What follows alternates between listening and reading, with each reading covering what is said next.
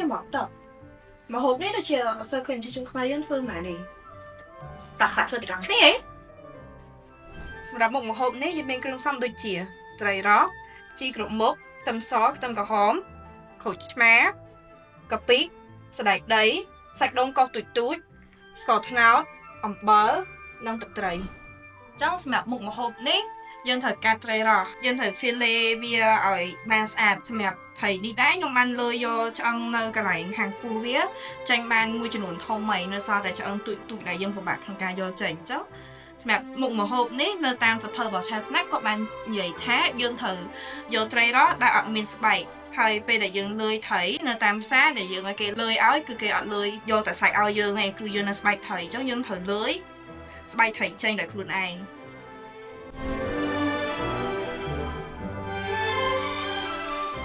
ឥឡូវយើងកាត់ស្បែកត្រីចេញអស់ហើយ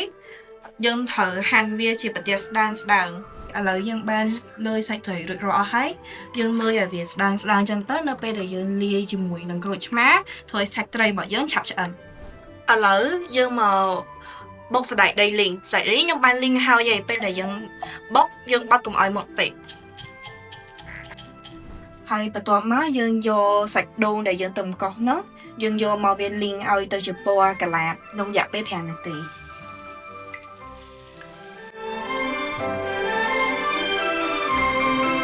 ឥឡូវនេះយើងមកច្របល់សាច់ត្រីចូលទាំងអស់គ្នាឥឡូវយើងចាក់ត្រីនៅក្នុងចាននឹងចូលបន្ទាប់មកយើងយកក្រូចឆ្មាយើងចាក់វាចូលមកហើយយើងច្របាច់វាថែមបន្តិចទៀតមកនៅតាមផ្ទះមួយអ្នកខ្លះទៅគាត់ប្រើសូដាដើម្បីចម្អិនសាច់អ្នកខ្លះទៀតគាត់ប្រើក្រូចឆ្មាសម្រាប់មុខម្ហូបនេះយើងត្រូវការប្រើក្រូចឆ្មាតែបើសិនជាអ្នកគ្នាចង់ប្រើសូដាដើម្បីចម្អិនសាច់ក៏បានដែរបន្ទាប់មកយើងត្រូវការអំបិលមកចុកយើងត្រូវការអំបិលទៅនោះតិចបានហើយដើម្បីច្របល់សាច់មួយសាច់ត្រីចូលចឹងយើងដាក់អំបិលហើយដាក់ក្រូចឆ្មាហើយយើងត្រូវច្របល់វាចូលគ្នារហូតដល់សាច់ត្រីហ្នឹងឡើងជាពណ៌ដូចក្រដាសសាច់ត្រីនេះខ្ញុំបានដាក់5វាទុកចោលអស់រយៈពេល15នាទីហើយដោយអ្នកគ្នាបានឃើញចឹងសាច់ត្រីវាចាប់ផ្ដើមវាឡើងសដូចក្រដាសចឹងហើយបន្ទាប់មកយើងត្រូវពូតវាចេញហើយនឹងជាតិប្រៃធ្វើម៉េចឲ្យ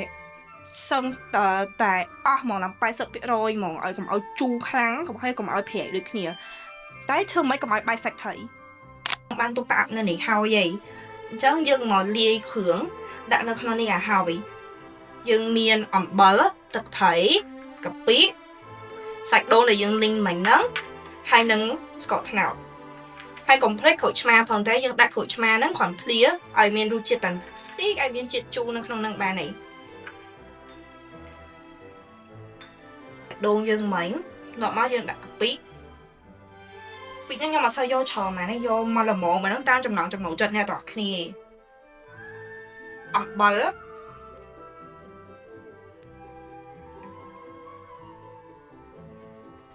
ស្ករត្នោត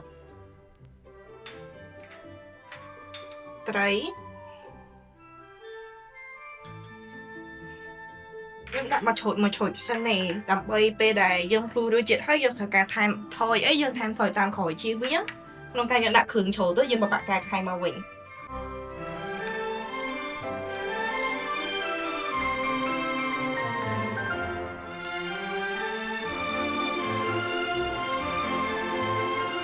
យើងយកគ្រឿងដែលយើងប្រឡាក់មិញហ្នឹងយើងលាយមិញហ្នឹងដាក់ចូលមកលើហ្នឹងមក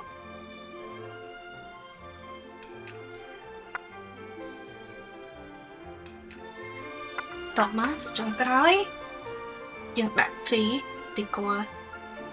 ខាងលើមកប៉ុណ្ណឹងរួចជាការស្រេច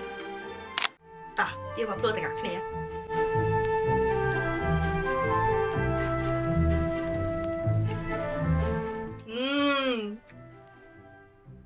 ឆ្ងាញ់រសជាតិវារសជាតិកាពិវានៅនឹងរសជាតិជូរក៏វានៅនឹងហើយរសជាតិជីដែលលាយចូលមកវាកាត់ជាតិឆ្អាបរបស់ត្រីនឹងនៅដល់គ្នាសាច់ត្រីរសជាតិវាល្មួតចូលគ្នាជាមួយនឹងគ្រឿងដែលយើងបានដាក់មានកាពិស្ករត្នោតនោះហើយ ជាគួយឆ្មាចូលមកបន្តិចណារសជាតិវាចូលមកគឺវាល្មួតសំស្របជាមួយនឹងជាមុខម្ហូបដែលញ៉ាំជុំគ្នាជាមួយនឹងគ្រួសារមិត្តភ័ក្តិចង់ចាំដឹងថាមុខម្ហូបផ្សេងទៀតដែលពួកយើងនឹងធ្វើនៅក្នុងវីដេអូបន្ទាប់មានមុខម្ហូបខ្លះទៀតកុំភ្លេចតាមដានទាំងអស់គ្នាមុខម្ហូបចេញពីសភៅសោយ